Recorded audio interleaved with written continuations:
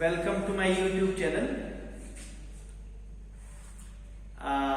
जैसा मैंने कल आपको बोला था, मैंने प्रॉमिस किया था, मैं RS नॉमेनक्लेचर पर आपको और एक्सरसाइज करवाऊंगा सो दैट हमारा कोई कंफ्यूजन बाकी नहीं रहना चाहिए। RS सिस्टम या एब्सोल्यूट कॉन्फ़िगरेशन, कायरल कार्बन के अराउंड जो कॉन्फ़िगरेशन होती है चार ग्रुप्स की, तो उसको हम एक्सप्रेस करते हैं बाय एब्सोल्यूट कॉन्फ़िगरेशन R और S, जो मैंने कल टॉपिक में आपको सिखाया था। आज उसी पर कुछ क्वेश्चंस करेंगे। Are you ready to learn? Tell me, then I will proceed. Good, very good. चलो करते हैं। हमारे पास पहला ये कंपाउंड है, ये कायरल कार्बन है, इसके साथ four groups attach, OH, CH3 and NH2। सबसे पहला काम जो हमें करना होता है, व्हाट इज दैट? हमें प्रायोरिटी डिसाइड करनी होती है ग्रुप्स की जो कायरल कार्बन के साथ डायरेक्टली अटैच होते हैं। जैसे यहां पर है कार्बन अटैच टू ऑक्सीजन, तो ऑक्सीजन नंबर 1 पर आएगा क्योंकि इट इज ऑक्सीजन का एटॉमिक नंबर है 8। उसके बाद आएगा NH2 क्योंकि N का एटॉमिक नंबर 7 है। उसके बाद आएगा CH3, और जो ग्रुप ऑफ लोवेस्ट प्रायोरिटी होता है उसको कंसीडर नहीं करना होता है। ओके, अब मैंने कल बोला था आपको, we have to move our eye from group of first priority, this is first, this is second, and this is third.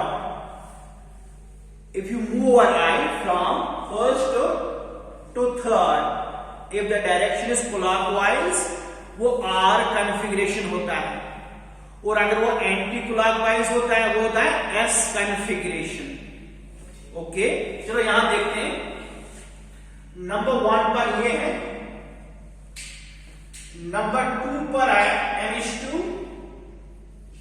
Number 3 पर है CH3। नाउ हम मूव करेंगे फ्रॉम फर्स्ट टू थर्ड। चलिए यहां देखते हैं। First is OH, second is NH2, and third is CH3. The direction is anti-clockwise. The direction is anti-clockwise. It should be S. It should be S.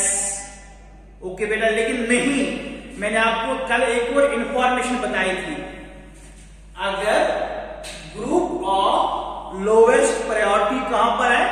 Horizontal line में, horizontal line में, फिर configuration opposite हो जाता है।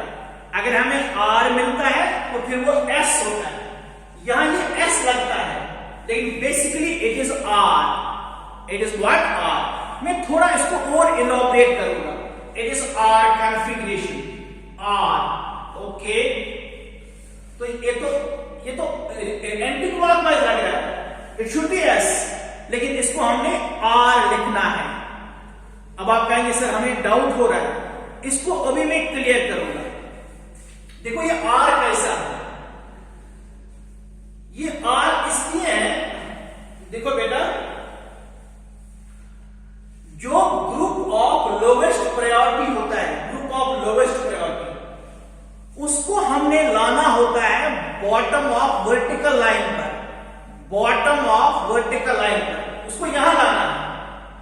By performing 2 exchange, हमें 2 exchange perform करने हैं। तो चलो ये इसके बराबर होगा, ऐसे करेंगे एक्सचेंज। कार्बन H को यहां लाएंगे, ओके, H को करेंगे NH2 के साथ एक्सचेंज, तो ये ऐसे बनेगा, ओके, और फिर CH3 को करेंगे OH के साथ एक्सचेंज, तो CH3 यहां आ जाएगा और OH यहां आ जाएगा। अब हम करेंगे डिसाइड प्रायोरिटी, तो दीज 2 एक्सचेंज, ये एक्सचेंज ऐसे बेटा, ठीक है, अब करेंगे decide priority number 1 and number 2 and number 3. तो move from first to third, it is clockwise. तो this configuration is R. Hope बात समझ में आई होगी. हमारे पास दो ऑप्शंस होते हैं. अगर हम एक्सचेंज नहीं करते हैं, फिर याद रखो, अगर ग्रुप ऑफ लोवेस्ट प्रायोरिटी है हॉरिजॉन्टल लाइन पर, हॉरिजॉन्टल प्लेन में, फिर अगर हमें R का अरेंजमेंट निकलता है, अगर वो क्लॉकवाइज होता है, उसको हमें S लिखना होता है. अगर वो एंटी क्लॉकवाइज निकलता है, उसको हमें R लिखना होता है. दूसरा ऑप्शन, हम ग्रुप ऑफ लोवेस्ट प्रायोरिटी को क्या करते हैं, बॉटम पर लाते हैं, बॉटम ऑफ वर्टिकल लाइन पर, बाय परफॉर्मिंग एक्सचेंज. ऐसे बेटा, इसको H को हमने यहां लाया, इसके साथ एक्सचेंज किया और इन दोनों को किया एक्सचेंज. उसके बाद जो कॉन्फ़िगरेशन है वो R निकलता है. Is it clear? यस. अब दूसरा, यह कार्बन कार्बन, ठीक है. अब इसमें हमने प्रायोरिटी डिसाइड करनी है. तो सबसे पहले तो OH आएगा. Okay, good. उसके बाद तो NH2 आएगा और उसके बाद आएगा CHO. ऑक्सीजन का एटॉमिक नंबर 8, नाइट्रोजन का 7 और कार्बन का 6. अब इसमें भी एक काम करेंगे हम, ये जो टॉप पर है ना H, group of lowest priority, इसको बॉटम पर लाएंगे. ठीक है, बाय परफॉर्मिंग 2 एक्सचेंज. ऐसे बेटा, ऐसे बेटा, CH को नीचे लाएंगे और NH2 ऊपर जाएगा. ठीक है, और यहां OH मिलेगा और यहां मिलेगा CHO. अब देखो बेटा, प्रायोरिटी क्या है.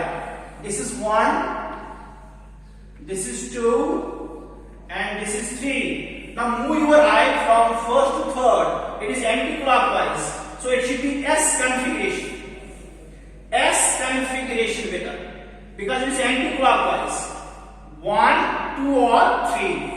तो ये भी रूल है, हम ग्रुप ऑफ लोवेस्ट प्रायोरिटी को बॉटम ऑफ वर्टिकल लाइन बनाते हैं. इस वाले केस में इसको हमने ऐसे एक्सचेंज किया, इसको इसके साथ और इसको इसके साथ. ये रूल है बेटा. क्लियर? शाबाश. उसके बाद एक और एग्जांपल है. यहां पर क्या है, कार्बन है, ये है, इसके साथ है OH अटैच, उसके बाद है NH2 अटैच. अब पहले हम प्रायोरिटी डिसाइड करेंगे. तो पहले नंबर पर OH आता है, दूसरे पर आएगा NH2 ऑब्वियसली. अब यहां पर एक नया तो कॉन्सेप्ट आपको मिलेगा, एक नई चीज हमें सीखने को मिलेगी. यहां पर है कार्बन कार्बन डबल बॉन्ड, यहां पर है कार्बन कार्बन ट्रिपल बॉन्ड. जहां डबल बॉन्ड होता है या ट्रिपल बॉन्ड होता है, उनको प्रायोरिटी रूल के हिसाब से हम ब्रेक करते हैं. डबल बॉन्ड को या ट्रिपल बॉन्ड को, उनको सिंगल बॉन्ड्स में कन्वर्ट किया जाता है. मैं ऐसे इसका होगा, डबल बॉन्ड इसके बराबर होता है. Double bond is equal to this. ऐसे बेटा, 4 कार्बन इसके बराबर. और अगर ट्रिपल बॉन्ड आपके पास हुआ, carbon carbon triple bond, it is equal to this 6 carbons.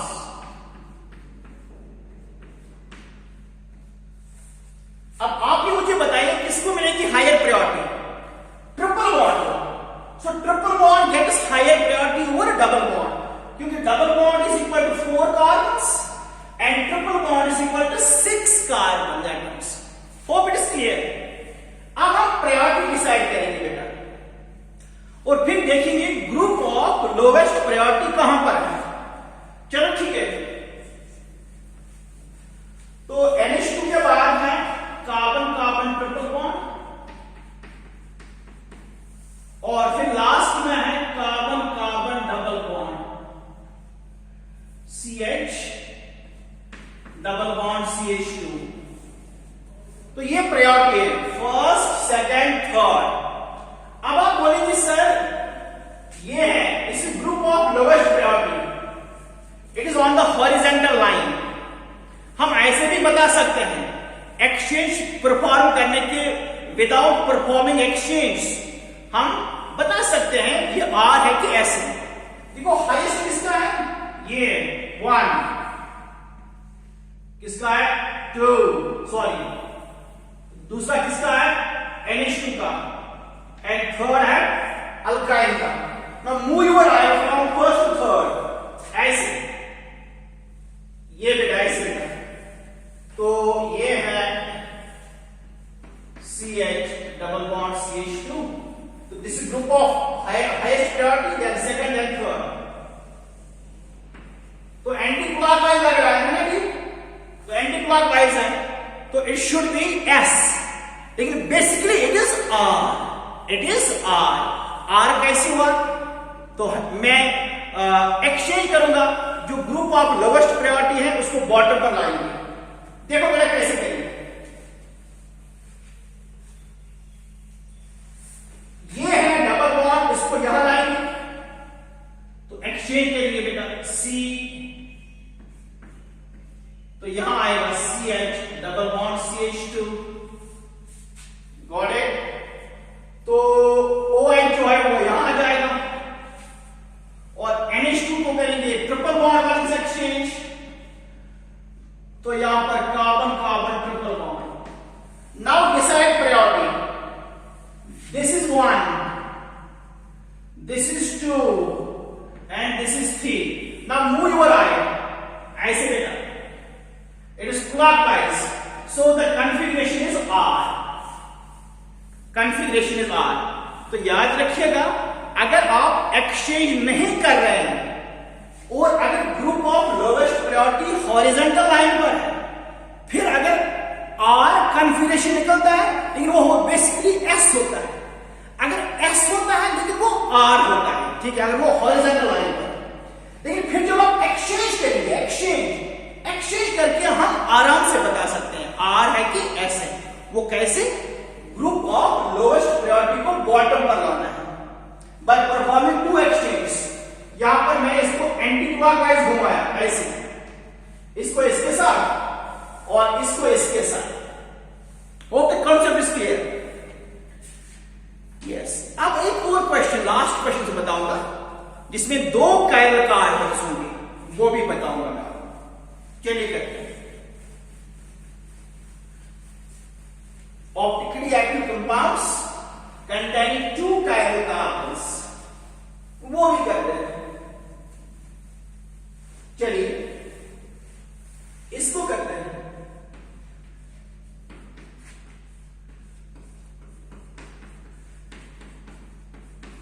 It is tartaric acid, okay बेटा। इसमें 2 कायरल कार्बन है, ये है कायरल कार्बन और ये भी है chiral carbon. Now count the number of carbons, 1 2 3 4। So carbon number 2 is chiral and carbon number 3 is also chiral. हमें देखना है what is configuration at carbon number 3 and carbon number 7 when it is R or S, okay? चलो करते हैं। Configuration at C3, carbon number 3, okay? उसके साथ क्या attach हुआ है, शाबाश। Remember H is on horizontal line, तो OH सबसे पहले, एटॉमिक नंबर 8 ऑक्सीजन का, उसके बाद है COOH, C double bond OH, लेकिन यहां डबल बॉन्ड है, it means it is equal to oxygens, ऐसे COOH, ओके बेटा। सो डबल बॉन्ड को ब्रेक करना है, that's equal to single bond, इसीलिए COOH को मिलेगी प्रायोरिटी नंबर 2। उसके बाद ये पूरा मॉलिक्यूल, ये रेस्ट का मॉलिक्यूल उसके बाद CHOH,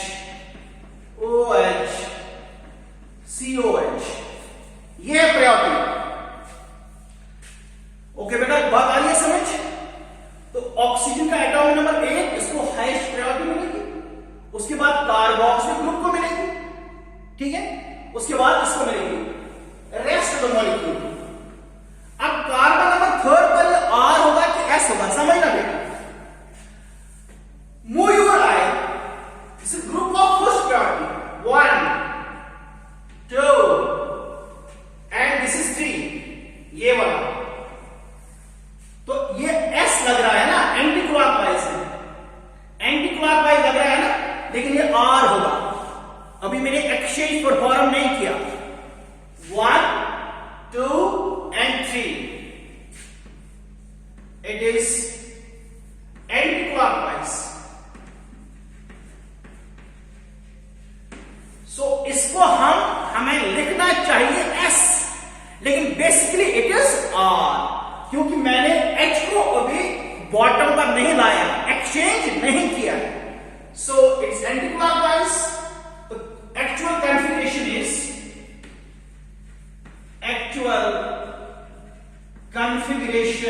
is R. So carbon number 3 पर है ये R, तो मैंने कहा 3R. So carbon number 3 which is chiral carbon, वहां पर कॉन्फ़िगरेशन है R, दैट्स व्हाई मैंने लिखा 3R. अब आएंगे हम कार्बन नंबर 2 पर, जो भी कायरल कार्बन है, वहां पे हम देखेंगे क्या ये R होगा कि S होगा. Let us see. Is it clear? फिर से बताऊं? Not needed. 1 2 3. तो डायरेक्शन इज एंटी क्लॉकवाइज. हमें लिखना चाहिए S, लेकिन ये R है क्योंकि H है on the horizontal line. Good. Now configuration at carbon number 2.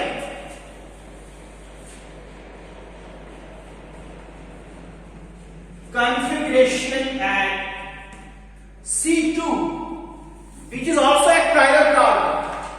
आप देखेंगे उसके साथ क्या अटैच हुआ है C2 के साथ.